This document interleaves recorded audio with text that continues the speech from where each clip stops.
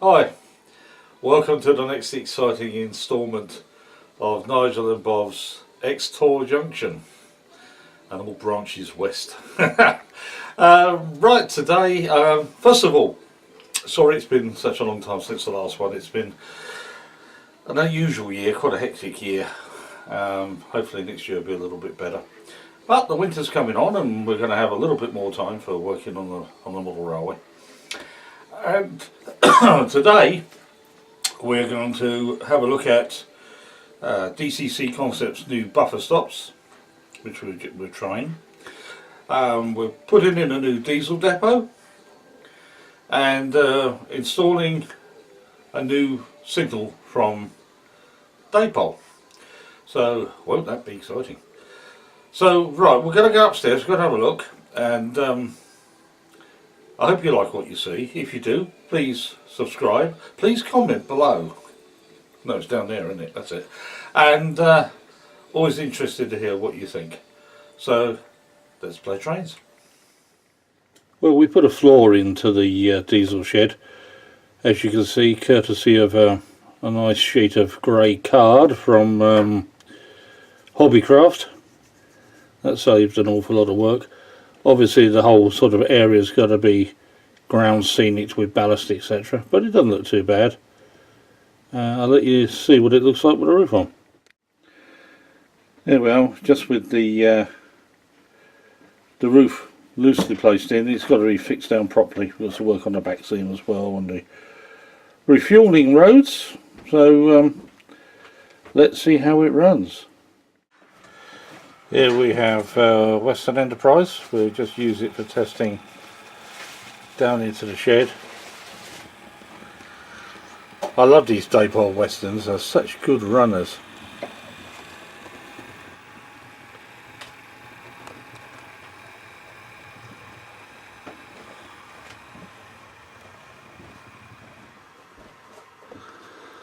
Look at them, they're beautiful.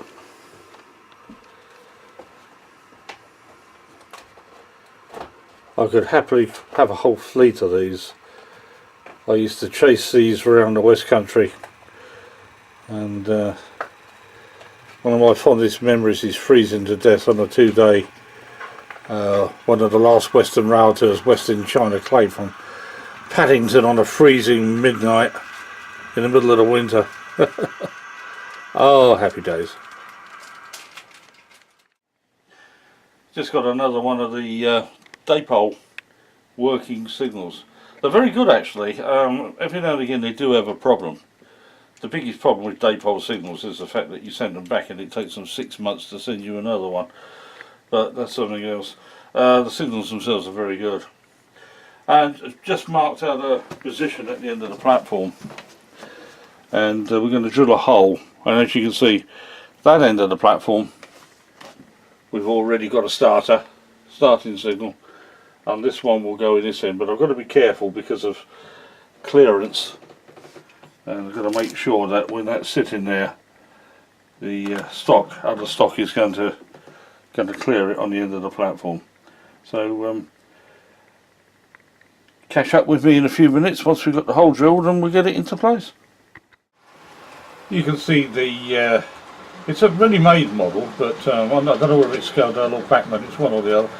But it's a model of the EXTOR public house. You can see the Morris men are outside doing their bit before they go in for a pint.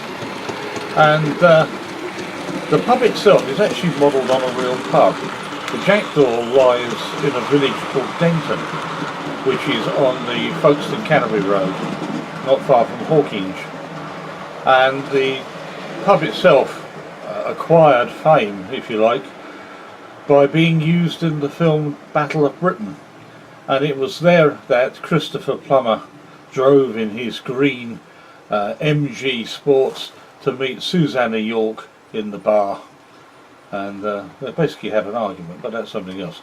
But it's a lovely model, and if you see down here we put the signal in, and the train is due. So the signalman has received train entering section and he has cleared the signal. That's gone to green, and shortly we're waiting for the local passenger to arrive.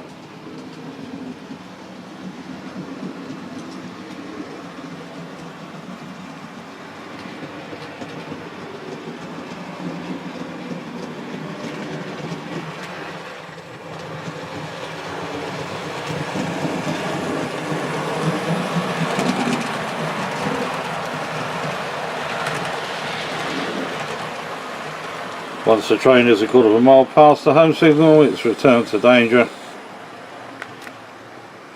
and signal gives train out of section. We've just been fitting some of the new DCC Concepts illuminated buffer stops. They look very nice, and unfortunately we ordered 2 lots from Hattons and Liverpool.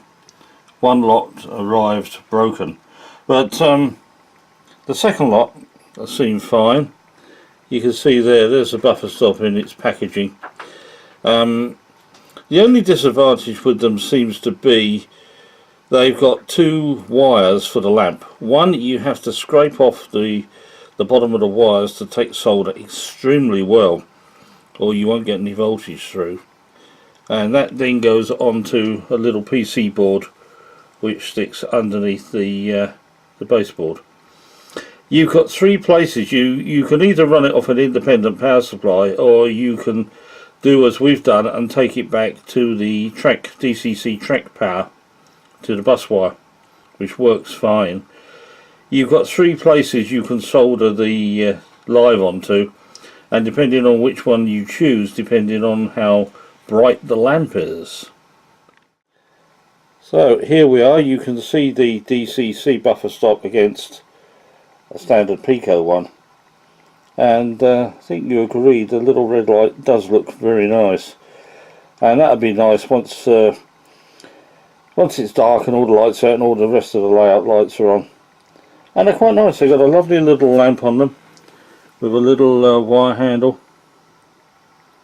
They work out at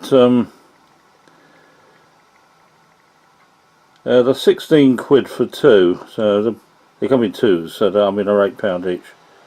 But I think, you know, that's another good idea from DCC Concepts. It's just a pity that they are fairly fragile. As I said, one turned up broken. And the only thing that bugs me about that is that though Hattons have agreed to replace it, we have to pay for the postage back. So we're out of pocket on them, but there we are. It's one of those things. Still, hope you like those. There we go, another brief glimpse into our little world up here. Mainly during the summer it's SM32 in the garden live steam, but now the garden is covered in a pile of leaves and a lot of mud, and I do have a problem with leaves on the line, of course, out there. But we'll get round to that one day. But for up here, that's about it for this time. And hopefully we'll come back to you in not too distant future with some more interesting aspects about what we're doing up here. I'll show you the new river next time, let's remember. Right, so it's ta-da from Nigel. Bye. And it's bye from me, and catch you next time.